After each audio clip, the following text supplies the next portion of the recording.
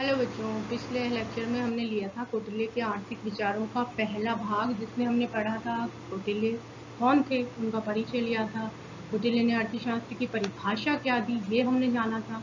कौटिल्य के अनुसार ज्ञान की शाखाएं कौन कौन सी हैं, और मुख्य हमने लिया था उसमें कि कौटिल्य के उत्पादन के साधनों संबंधित विचार कौन से हैं। तो उत्पादन के साधनों में हमने लिया था भूमि और कृषि संबंधित जो विचार थे कौटिल्य के, वो हमने लिए। अब हम आज इसका ले रहे हैं कौटिल्य के आर्थिक विचारों का दूसरा पार्ट, जिसमें हम लेंगे कि कौटिल्य की कृषि नीति क्या थी, कृषि अधिकारी जो नियुक्त किए जाते थे उनके नियम क्या थे, सिंचाई साधनों की व्यवस्था क्या थी, भू राजस्व व्यवस्था क्या थी, और मजदूरी नियमन संबंधी कौटिल्य के क्या विचार थे। ये सब हम आज इसमें लेंगे। तो सबसे पहले लेते हैं कौटिल्य की कृषि अधिकारी नियुक्त करने के नियम, जिसमें कृषि नीति में हम ले रहे हैं कि कृषि अधिकारी कैसे नियुक्त किए जाते हैं। कौटिल्य ने कृषि कार्य के लिए अनेक नियम बनाए।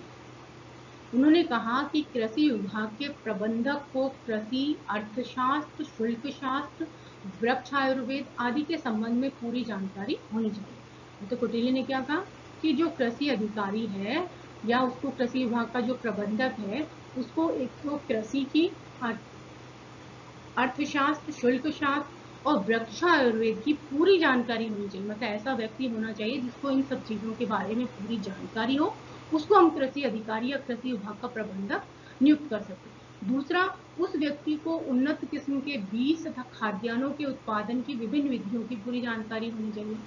उस व्यक्ति को ये पता होना चाहिए उन्नत किस्म के बीज कौन से हैं, खाद्यान्न के उत्पादन की विभिन्न विधियां कौन कौन सी हैं, कौन सी विधि से हम अधिकतम उत्पादन कर सकते हैं, किस विधि की सहायता से हम गुणवत्तापूर्ण खाद्यान्न का उत्पादन कर सकते हैं, इन सब की उसको जानकारी होनी चाहिए।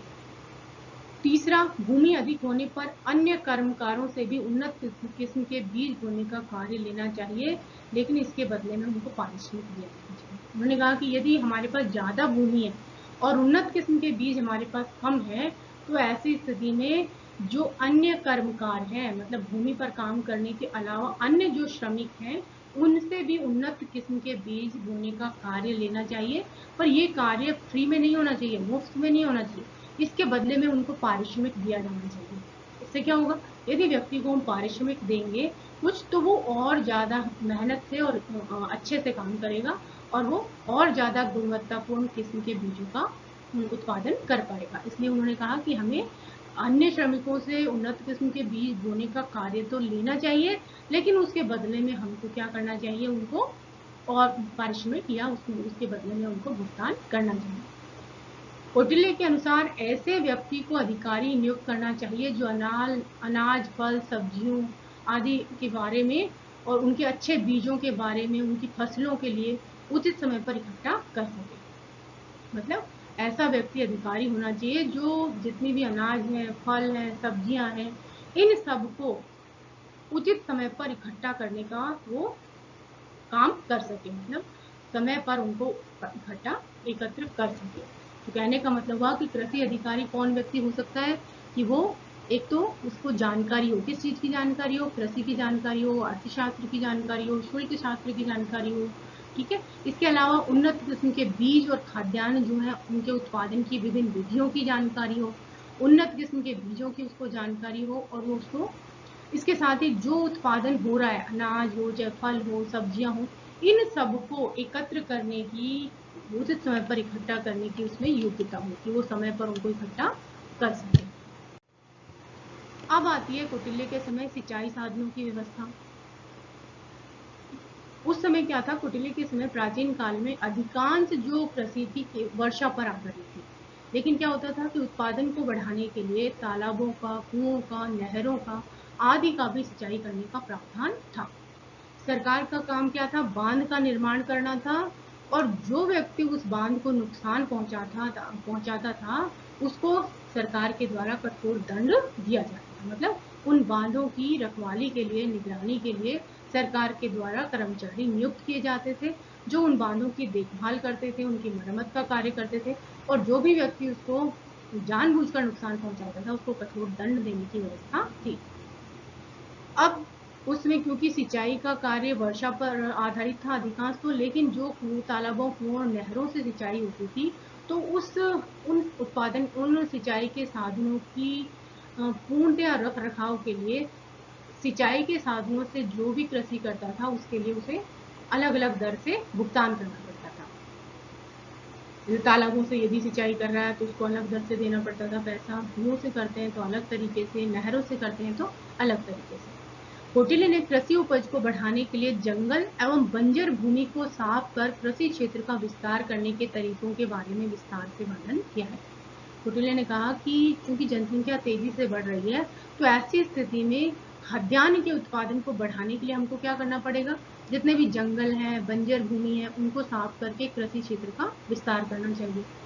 जंगलों से प्राप्त भूमि पर जनपदों को स्थापित करने और जनसंख्या को बसाने के लिए तथा वहां पर बसने वालों की उचित व्यवस्था करने के लिए, उचित भूमि की व्यवस्था करने के लिए उन्होंने बहुत सारी योजनाएं बनाई। तो कहने का मतलब था कि उस समय अधिकांश जो कृषि जो थी वो सिंचाई पर वर्षा पर आधारित थी, लेकिन उत्पादन को बढ़ाने के लिए तालाब, कुएं और नहरें थी। तो यदि इन अन्य सिंचाई के साधनों से कोई व्यक्ति सिंचाई करता था तो उसके लिए उसको भुगतान करना पड़ता था, और उस भुगतान की दर अलग अलग साधनों के लिए अलग अलग थी। जो भी व्यक्ति इन सिंचाई के साधनों को नुकसान पहुंचाने की कोशिश करता था उसको सरकार के द्वारा दंड दिया जाता था। इसके साथ ही कौटिल्य ने कृषि उत्पादन को बढ़ाने के लिए जितने भी जंगल या बंजर भूमि जो थी उनको साफ करके कृषि क्षेत्र को विस्तार करने के तरीकों का भी उसने वर्णन किया। अब हम ले रहे हैं कौटिल्य के मजदूरी नियमन संबंधी विचार की कौटिल्य ने श्रमिकों की मजदूरी को निर्धारित करने के लिए या श्रमिकों और कर्मचारियों के विवादों को निपटारे के लिए कौन कौन से अपने सुझाव दिए। तो सबसे पहले तो कौटिल्य ने कहा कि दास प्रथा बिल्कुल सही नहीं है, मतलब किसी व्यक्ति को हम दास नहीं बना सकते। दास का मतलब है कि उसे काम करवाना और उसके बदले में उसको कोई भुगतान न करना। उन्होंने कहा कि दास प्रथा बिल्कुल भी सही नहीं, लेकिन श्रमिकों को काम पर रख सकते हैं। मतलब श्रमिकों का मतलब क्या हुआ कि ऐसा व्यक्ति जिसको काम के बदले भुगतान मिलता है, तो श्रमिकों को तो हम काम पर रख सकते हैं, लेकिन दास प्रथा बिल्कुल भी उचित नहीं है। इसके साथ ही कौटिल्य ने श्रम अनुशासन का जो है वो एक कोड बनाया, जिसमें उन्होंने दो मुख्य बातों को शामिल किया। पहला है कि उन्होंने सुझाव दिया कि एक मजदूरी कार्यकर्ता जो अवधि समाप्त होने से पहले अपने काम को छोड़ देता है उसे राजा के पास अपने नियोक्ता के लिए मजदूरी निर्धारित मजदूरी की पूरी राशि और जुर्माना भुगतान करने के लिए रखना होता है। सबसे पहला उन्होंने क्या नियम बनाया कि यदि कोई एम्प्लॉई जो काम करने वाला है, जो मजदूर या श्रमिक है जो काम कर रहा है, वो यदि उसको एक निश्चित अवधि के लिए, मान लो 1 साल के लिए उसे काम पर लगाया गया है और उस निश्चित अवधि को समाप्त होने से पहले यदि अपने काम को वो छोड़ देता है तो उसे क्या करना पड़ेगा, तो उसे अपना, जिसने भी उसको काम पर लगाया है, उसका नियोक्ता जो है उसे निर्धारित मजदूरी की पूरी राशि और जो जुर्माना है वो भुगतान के लिए रखना पड़ेगा। मतलब जितनी भी पूरी अवधि की जो मजदूरी है वो पूरी राशि देनी पड़ेगी और भुगतान करने के लिए जुर्माना, ये दोनों चीजें उसे राजा के पास रखनी पड़ेंगी, तब वो काम छोड़ सकता है। दूसरी तरफ यदि कोई नियोक्ता किसी कर्मचारी को अवधि समाप्त होने से पहले बर्खास्त कर देता है तो उस नियोक्ता को मजदूरी की पूरी राशि और जुर्माना राजा को देना होगा जब तक कि काम करने वाले का दोष सिद्ध ना हो जाए। ठीक है, तो कहने का मतलब हुआ कि कौटिल्य ने मजदूरी नियमन के लिए उन्होंने दास प्रथा को सही नहीं माना, लेकिन उन्होंने कहा कि हम श्रमिकों को काम पर रख सकते हैं जिसके बदले में उनको भुगतान देना होगा। फिर उसने श्रम अनुशासन का एक कोड बनाया जिसमें उसने दो बातों को शामिल किया। पहला ये कि यदि कोई श्रमिक अपनी जितनी निश्चित अवधि के लिए उसको रखा गया है उस अवधि से पहले यदि वो काम छोड़ता है तो ऐसी स्थिति में उसको क्या करना पड़ेगा, पूरी की पूरी जो मजदूरी है, जो भी नियोक्ता ने उसकी मजदूरी निर्धारित की थी उसकी पूरी राशि और इसके साथ साथ जुर्माना जो है वो भुगतान के लिए राजा के पास रखना पड़ेगा। दूसरी तरफ यदि नियोक्ता किसी कर्मचारी को अवधि समाप्त होने से पहले बर्खास्त कर देता है तो नियोक्ता को क्या करना पड़ेगा, मजदूरी की पूरी राशि और जुर्माना राजा को देना होगा। कब तक, जब तक कि काम करने वाले का दोष सिद्ध ना हो जाए। यदि श्रमिक का दोष सिद्ध हो जाएगा तब तो उसे नहीं मिलेगी। तो ये हुआ हमारा कौटिल्य के मजदूरी नियमन संबंधी विचार। तो इसमें हमने लिया कि कौटिल्य ने मजदूरी को निर्धारित करने के कौन कौन से नियम बनाए। अब आता है कि हम इसमें क्या क्या क्वेश्चन हमारे आ सकते हैं। तो सबसे पहले हम क्वेश्चन आता है कौटिल्य के कृषि अधिकारी को नियुक्त करने के कौन से नियम थे। कौटिल्य ने क्या कहा कि कृषि की रखरखाव के लिए, उसकी देखभाल के लिए हमें कृषि अधिकारी को या कृषि प्रबंधक को नियुक्त करना होता है। तो कौन से व्यक्ति को हम कृषि अधिकारी या कृषि प्रबंधक नियुक्त कर सकते हैं।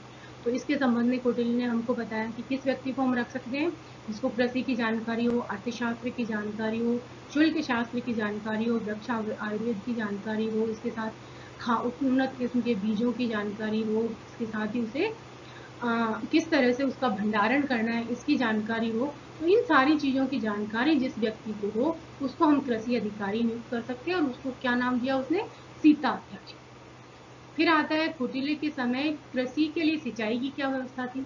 तो हमने देखा कि कौटिल्य के समय जो अधिकांश जो कृषि थी वो मुख्य रूप से वर्षा पर निर्भर करती थी, लेकिन कृषि के उत्पादन को बढ़ाने के लिए हम क्या करते थे, उस समय लोग तालाबों से, कुओं से, नहरों से सिंचाई करते थे, जिसके बदले में उनको भुगतान करना पड़ता था। अलग अलग साधन से जो सिंचाई की व्यवस्था थी उसे अलग अलग दर से कर लिया जाता था।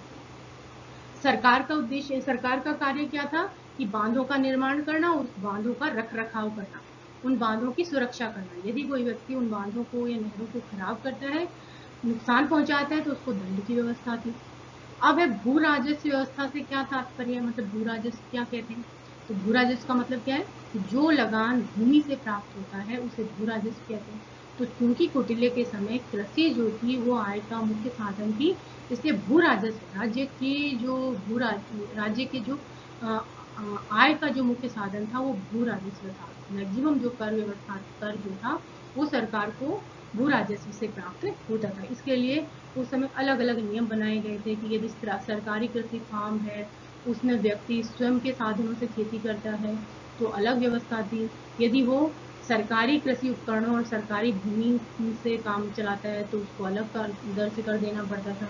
व्यक्तिगत भूमि कृषि फार्म है, निजी कृषि फार्म है, तो अलग दर से कर देना पड़ेगा। तो इस तरह से अलग अलग भू राजस्व की व्यवस्था थी।